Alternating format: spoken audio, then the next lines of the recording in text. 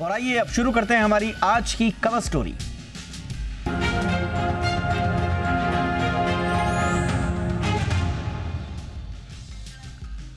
तो बैंकों में शिकायतों का अंबार लगता जा रहा है। ग्राहक केवाईसी जैसी समस्याओं के चलते परेशान हैं।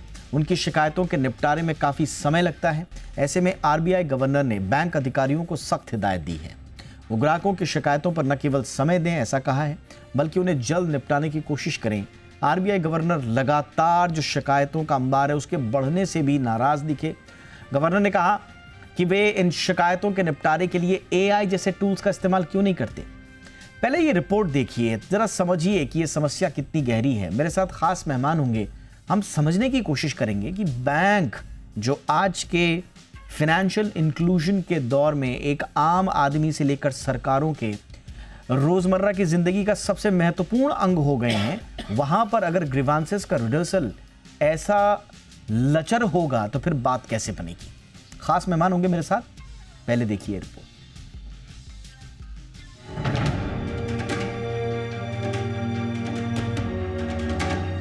केवाईसी के नाम पर क्या बैंक ग्राहकों को परेशान करते हैं?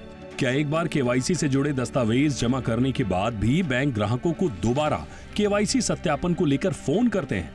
क्या ग्राहकों की शिकायतों को बैंक गंभीरता से नहीं लेते? दरअसल ये सवाल नहीं, बल्कि एक ऐसी समस्या है जिससे आए दिन बैंक ग्राहक जूझते रहते हैं। यही वजह है कि आरबीआई लोकपालों के वार्षिक सम्मेलन में आरबीआई गवर्नर संजय मल्होत्रा ने न केवल बैंक अधिकारियों को बेहतर कार्यशैली के साथ काम करने की नसीहत दी, बल्कि बैंकों से ये भी कहा कि वे केवाईसी के नाम पर खाता धारकों को बार बार फोन करने से बचे। सवाल उठता है कि आखिर आरबीआई गवर्नर को इस तरह की नसीहत देने की जरूरत क्यों पड़ी? क्या बैंकों के कामकाज और ग्राहकों से उनके रिश्ते की कड़ी में कोई कमी आई है, या फिर बैंकों को तकनीकी रूप से अपडेट होने की दरकार है? ये सवाल इसलिए भी क्योंकि बदलते एआई के दौर में बैंकों का अपग्रेडेशन भी बेहद जरूरी हो गया है। आरबीआई गवर्नर ने साफ किया है कि ग्राहकों की समस्या का निपटारा बैंकों की प्राथमिकता होनी चाहिए, जो फिलहाल नहीं है। ग्राहकों की समस्या के निपटारे के लिए बैंक अधिकारी समय नहीं दे रहे हैं, जिसके चलते शिकायतों का अंबार आरबीआई लोकपाल के पास पहुंच रहा है। अकेले बैंकों को मिली शिकायतों की बात करें तो यह आंकड़ा 1 करोड़ को पार कर चुका है। यही नहीं, इन शिकायतों की गंभीरता को देखते हुए करीब 57% मामलों में आरबीआई को हस्तक्षेप भी करना पड़ा। पिछले 2 सालों में इन शिकायतों में सालाना करीब 50% की तेजी देखने को मिली है। अगर बात करें पिछले वित्त वर्ष की तो कुल 9,34,000 शिकायतें आरबीआई लोकपाल को मिली हैं, जबकि साल 2023 में शिकायतों की संख्या 2,35,000 के करीब थी। शिकायतों के ये आंकड़े निश्चित तौर पर बैंकों के लिए चिंता की बात हैं, और यही वजह है कि आरबीआई गवर्नर ने इन्हें जल्द निपटारे को लेकर बैंकों को नसीहत दी है। आरबीआई ने साफ कर दिया है कि अब ग्राहकों की शिकायतों पर बैंक अधिकारियों की कोताही बर्दाश्त नहीं होगी। अधिकारियों को शिकायतों के निपटारे पर समय देना होगा, साथ ही बैंकों को शिकायतों के गलत वर्गीकरण से बचना होगा। वहीं बैंकों की शिकायतों के निपटारे के लिए नई तकनीक का सहारा लेना होगा। खासकर एआई की मदद से इन शिकायतों का जल्द निपटारा संभव हो सकता है। वहीं बैंकों को अपनी शाखाओं और कार्यालयों के साथ बेहतर तालमेल बैठाते हुए उनके साथ डेटा शेयरिंग को भी प्राथमिकता देनी होगी, ताकि केवाईसी जैसी समस्या से जुड़ी शिकायतों को कम किया जा सके। फिलहाल तो आरबीआई के गवर्नर की नसीहत ऐसे समय पर आई है जब बैंकों में कामकाज में सुधार की सख्त जरूरत है। साथ ही इसका फायदा सीधे तौर पर ग्राहकों को मिलने वाला है। ब्यूरो रिपोर्ट, जी मीडिया। बहुत ही खास मेहमान इस वक्त हमारे साथ जुड़ चुके हैं। स्वागत करते हैं देवीदास तुलजापुरकर सर का, महासचिव हैं महाराष्ट्र स्टेट बैंक कर्मचारी संघ के। बहुत बहुत स्वागत है सर आपका हमारे शो पे। और हमारे साथ हैं आर के ठक्कर साहब, पूर्व MD and CEO UCO bank. Good evening sir, बहुत बहुत स्वागत है ठक्कर सर आपका हमारे शो पे। मैं चर्चा की शुरुआत तुलजापुरकर सर आपसे करना चाहूँगा। सर ये खुद आरबीआई गवर्नर साहब बड़े चिंतित दिखे। 1 करोड़ कस्टमर कंप्लेंट्स FY24 में, ये कैसे जस्टिफाई हो रही है सर? जबकि आप यानी कि बैंक्स कहते हैं साहब कि हमारी जो प्रायोरिटी है वो कस्टमर सर्विसेज है, और उसमें से भी जो फैक्ट मल्होत्रा साहब ने जो हाईलाइट किया कि 1 करोड़ कंप्लेंट्स जो कि FY24 में है, उसमें से 57% जो है वो आरबीआई ओम्बड्समैन के इंटरवेंशन उसमें रिक्वायर्ड होता है। तो इतना बड़ा अंबार, ये क्या ये जस्टिफाइड है सर? ये लोगों का रिपोर्ट करने की तादाद बढ़ रही है या बैंकों की एफिशिएंसी घट रही है सर? मुझे लगता है आदर्श स्थिति में, एक आइडियल सिचुएशन में उनका कहना सही है कि इतनी कंप्लेंट्स नहीं बढ़नी चाहिए। लेकिन हमें यह भी देखना पड़ेगा कि ये कंप्लेंट कहाँ से आ रही है, इतनी क्यों बढ़ रही है। आप अगर देखोगे पिछले 10 सालों में बैंकों ने 55 करोड़ नए जनधन खाते खोले हैं और ये सभी लोग लो नेटवर्क कस्टमर्स हैं। ये समाज के निचले टप्पे के लोग हैं जिनमें फाइनेंशियल लिटरेसी कम है, डिजिटल लिटरेसी कम है। लेकिन जो बैंक के वरिष्ठ कार्यपालक आइवरी टॉवर में बैठ के पॉलिसी कर रहे हैं, वो जमीनी वास्तव को कहीं बेदखल कर रहे हैं। मुझे लगता है हर कोई चीज डिजिटलाइजेशन हो गया तो सब ऑटोमेटिक हो जाएगा, ये जो सोच है ना, वो सोच गलत है। आप एआई की सोच रहे हो। हमारे यहाँ लगभग 35% ब्रांचेस रूरल एरियाज में है जहां पर इलेक्ट्रिसिटी आज भी अनइंटरप्टेड नहीं मिलती। बीएसएनएल की कनेक्टिविटी पूरी दिन भर कहीं पर भी नहीं मिलती। तो वहां पर वो जो कंप्यूटर है, वो कंप्यूटर बगैर इलेक्ट्रिसिटी का और बगैर कनेक्टिविटी का तो नहीं चल पा सकता। वहां पे काउंटर पे काम करने वाला क्लार्क क्या करेगा? वो तो कोई अल्टरनेटिव वहां पर है नहीं ना। तो कंप्लेंट स्वाभाविक है, वो कंप्लेंट आएगी।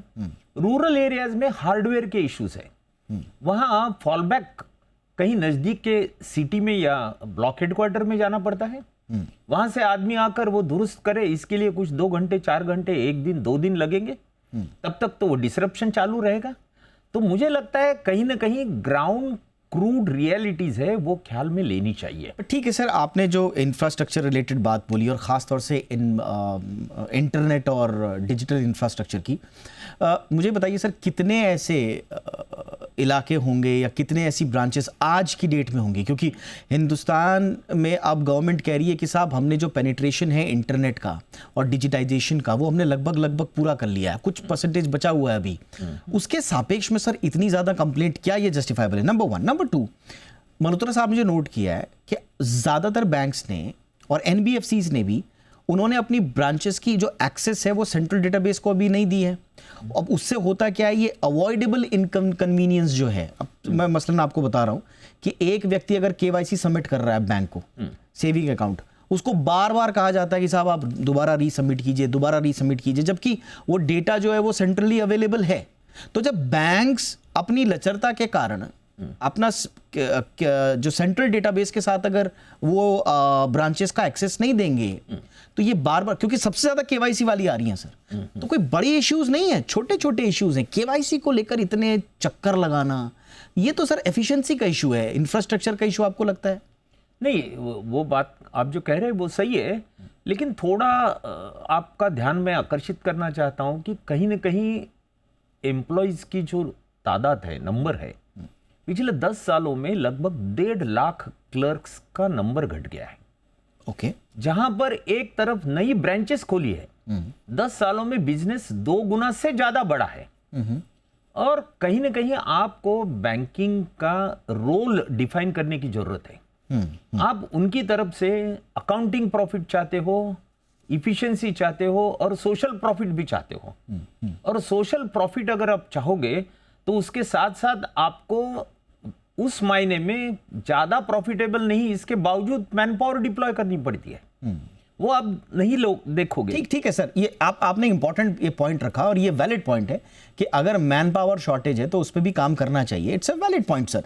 बट एक और चीज जो गवर्नर साहब ने किया, ये तो सर गवर्नर साहब कह रहे हैं कि जो मिसक्लासिफिकेशन हो रहा है, अब मुझे बताइए, अगर आपके पास अगर मैन पावर नहीं है तो ठीक है, आप उसका मिसक्लासिफिकेशन क्यों कर रहे हैं? और जो गवर्नर साहब ने कहा कि ये ग्रॉस रेगुलेटरी वायलेशन है, दर्शकों की जानकारी के लिए बता दूं, उनका जो आशय था, आशय ये है कि किसी ने फ्रॉडुलेंट ट्रांजैक्शन का बैंक में अगर एक शिकायत दर्ज की है तो बैंक क्या कर रहा है, बैंक उसको लॉज नहीं कर रहा है कि ये फ्रॉड हुआ है, बैंक उसको लॉज कर रहा है, उसको दर्ज कर रहा है एज अ क्वेरी और टू अवॉइड एस्केलेशन। ये जो पकड़ा है मल्होत्रा साहब ने, ये कितना है? क्योंकि ये जैसा मल्होत्रा साहब कह रहे हैं सर, ये रेगुलेटरी वायलेशन है भाई। किसी का फ्रॉड अगर हो रहा तो फ्रॉड की कैटेगरी में डालिए ना, क्वेरी की कैटेगरी में आप क्यों डाल रहे हैं? नहीं, वो तो बात मैं साफ तौर पे मानता हूं। फिर से मैं कहूंगा कि आप एक ही आदमी के ऊपर इतना बोझ डाल रहे हो, उसको आप ऑपरेशनल बैंकिंग देखने के लिए कहोगे, उसको मार्केटिंग कहने के लिए कहोगे, रिकवरी भी लाने के लिए कहोगे, और उसके साथ साथ रेगुलेटरी कंप्लायंसेस की भी जॉब्स असाइन करोगे, तो उतना तो उस आदमी के लिए संभव नहीं है। आज कोई भी ब्रांच में जाकर देखो आप, रात में 8-9 बजे तक वो ब्रांच में दिया आपको दिखाई देगा। लोग काम कर रहे हैं, लेकिन काम का बोझ इतना बढ़ गया है और मैन पावर इतनी कम दी है कि कहीं ना कहीं हमें लोअर लेवल पे तो सर मानते हैं कि मैन पावर कम है। आपने बोला 1.5 लाख क्लर्क्स की कमी है, ये एक वैलिड पॉइंट है। लेकिन जो मल्होत्रा साहब कह रहे हैं वो ये कह रहे हैं कि जो ग्लोबल सीईओज हैं वो मैंडेटरी एलोकेट करते हैं टाइम कंप्लेंट रिड्रेसर के लिए। हमारे यहाँ क्या होता है कि जो बैंक के टॉप मैनेजमेंट के लोग हैं वो क्लर्क पे डाल देते हैं, क्लर्क जो है वो जूनियर एग्जीक्यूटिव पे डाल देगा, और so on and so fourth, वो चलते रहता है। मैं आऊंगा सर इस सवाल के साथ। मैं हमारे साथ टक्कर सर भी हैं। टक्कर सर, जितने सवाल मैंने अभी तुलजापुरकर सर से पूछे वो सवाल आपके लिए भी हैं, आप उसमें कुछ ऐड ऑन करना चाहेंगे? कहीं आपको लग रहा है सर, जैसा तुलजापुरकर सर कह रहे हैं कि वर्क फोर्स का शॉर्टेज है, काम का बोझ अतिरिक्त है, जो रियल जो एक्सपेक्ट किया जाना चाहिए एक एम्प्लॉई से, उसको छोड़कर आपने उसको प्रॉफिट मेकिंग पे और इन सब कामों में लगाया हुआ है। क्या आप सहमत हैं इस बात से सर, या मल्होत्रा साहब जो गवर्नर साहब कह रहे हैं उसके मुताबिक आपका क्या आकलन है? देखिए, जो गवर्नर साहब ने इश्यूज रेज किए हैं, आई थिंक वो एक उसको हमको देखना पड़ेगा, क्योंकि वो एक्चुअल में ये फैक्ट्स इश्यूज आ रहे हैं। जैसे कि अभी आपने जिक्र किया केवाईसी का, या जब सेंट्रल केवाईसी शुरू हो गया है, लेकिन काफी ऐसे बैंक्स हैं या इंस्टीट्यूशन ऐसे हैं जो अभी उसके साथ अपना जो आईटी सिस्टम है उसके साथ जोड़ नहीं पाए हैं, जिसकी वजह से एक कस्टमर को दोबारा जो होता है केवाईसी, उसको दोबारा वहां जाना पड़ता है ब्रांच में, या ऑनलाइन करना पड़ता है। तो वो एक जटिल समस्या है। और आई थिंक ये काफी, जो मेरा भी इंटरेक्शन होता है, तो ये काफी कस्टमर्स की इसके ऊपर कंप्लेंट है। और जो दूसरी बात रही, जो आपने कि 1 करोड़ कंप्लेंट्स, हाँ जी बिल्कुल, ये एक बड़ा एक जो फिगर है काफी ज्यादा बढ़ गई है। और इसका एक रीजन जो पहले बताया भी गया कि नंबर ऑफ जो हमारे कस्टमर्स हैं, नए जो खाते खुले हैं, चाहे वो जनधन के हैं या बाकी लोगों के जो भी खाते खुल रहे हैं, तो नंबर ऑफ जो कस्टमर्स हैं वो भी बहुत बढ़ गए हैं। तो अकॉर्डिंगली कुछ तो कंप्लेंट्स बढ़ेंगी, लेकिन इसमें काफी कंप्लेंट्स ऐसी होती हैं जिसके हमारे अगर आईटी सिस्टम रोबस्ट है और हमारा अगर ग्रीवियंस रिडक्शन मैकेनिज्म जो है वो अगर हम सही ढंग से उसमें काम कर रहे हैं, तो ये मतलब काफी कंप्लेंट्स हैं वो ब्रांच लेवल पे, या जैसे कुछ जोनल इशू यही है सर, टक्कर सर, बिल्कुल इशू यही है जो गवर्नर साहब ने कहा। वो कहा कि आप FY24 में अगर आप सारी कंप्लेंट्स को देखेंगे, उसमें से आधे से ज्यादा कंप्लेंट्स में एक्सटर्नल मीडिएशन की जरूरत पड़ी। तो यानी कि इनएक्शन था। अगर आप उसको सॉल्व कर लेते डिस्प्यूट्स को एस्केलेट होने से पहले, तो वो ऑम्बड्समैन तक जाता ही नहीं। तो ये तो ऐसा लगता है सर कि ब्रांच लेवल पर बहुत बड़ी कोई इनएफिशिएंसी है कि 57% ऑफ द कंप्लेंट्स वो चली जाती है ऑम्बड्समैन तक। नहीं सर, नहीं ऐसा नहीं है। जहां तक मैं समझ रहा हूँ, जो आंकड़े अभी ये बात कर रहे हैं आप, गवर्नर साहब शायद, जहां तक मैं समझा हूँ, वो 57% जो कंप्लेंट्स आरबीआई ऑम्बड्समैन को होती हैं, शायद उसका जिक्र कर रहे थे कि जो उनके पास अराउंड 3 लाख जो कंप्लेंट्स आई, उसका 57% में आरबीआई को इंटरवीन करना पड़ा। अच्छा, उसको रिजॉल्व करने के लिए। अच्छा, वो 1 करोड़ का नहीं है उसमें। ऑल राइट, 1 करोड़ की नहीं है। Okay, I stand corrected sir. All right. तो लेकिन वो आपकी बात बिल्कुल ठीक है कि अगर मैक्सिमम कंप्लेंट्स ब्रांच लेवल पे ही डिस्पोज ऑफ हो जानी चाहिए। उसके बाद में हर एक बैंक के अंदर एक एस्केलेशन लेवल होता है, उसके बाद नॉर्मली जोनल ऑफिस होता है, उसके बाद हेड ऑफिस होता है, और हर एक बैंक के अंदर इवन बोर्ड लेवल पे एक कस्टमर सर्विस कमेटी बनी होती है, जिसमें बोर्ड के मेंबर उसको देखते हैं, उसका रिव्यू करते हैं, एटलीस्ट वंस अ क्वार्टर उनको मिलना होता है। और उसमें कई बार जो बैंक के अपने होते हैं कस्टमर्स, उनको भी बुलाया जाता है राइट सर। ताकि उनको मालूम पड़े फीडबैक कि क्या हो रहा है।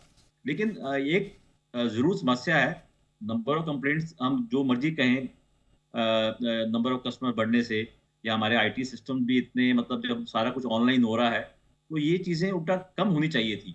लेकिन अनफॉर्चुनेटली परहैप्स या हमारे कुछ जो एक ग्रीवेंस सिस्टम है या कुछ हमारे आईटी सिस्टम भी शायद अभी इतने रोबस्ट नहीं हो पाए, उसमें इम्प्रूवमेंट की ज़रूरत है कि वो जो ऐसी कंप्लेंट्स हैं उसका मतलब एक तो पहला है कि कम हो, और दूसरा अगर होती हैं तो उसका निपटारा जल्द से जल्द होना चाहिए। All right sir.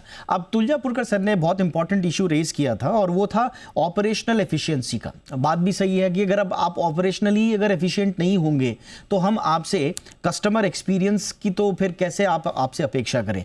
बट ऐसा लगता है तुलजापुरकर सर कि गवर्नर साहब चाहते हैं कि कस्टमर एक्सपीरियंस को ज़्यादा आप तवज्जो दें पहले, और अगर वो ठीक होगा, बैंक पर भरोसा बढ़ेगा, तो फिर ठीक है, ऑपरेशनल एफिशिएंसी पर भी काम किया जा सकता है। तो आपको क्या लगता है, ज्यादा इंपॉर्टेंट ऑपरेशनल एफिशिएंसी है या कस्टमर एक्सपीरियंस है? गवर्नर साहब ने जो कहा वो मैं बहुत पॉजिटिव लेना चाहता हूँ। राइट। कि इस बहाने सिस्टम का अगर सेंसिटाइजेशन होता है कि कस्टमर्स की तरफ ज़्यादा ध्यान देना चाहिए, और आखिर ये बात सही है, कोई भी सर्विस इंडस्ट्री में अल्टीमेटली कस्टमर अगर डिससेटिस्फाइड रहा तो वो सर्विस इंडस्ट्री वो सस्टेन नहीं हो पाएगी। इसलिए इस बहाने अगर सिस्टम का सेंसिटाइजेशन हुआ, और अभी अभी जैसे टक्कर साहब ने बताया कि बोर्ड लेवल पे एक कमिटी है, या तो टॉप मैनेजमेंट में भी एक कमिटी है, और ब्रांच लेवल तक ऐसे अलग अलग कमिटीज है।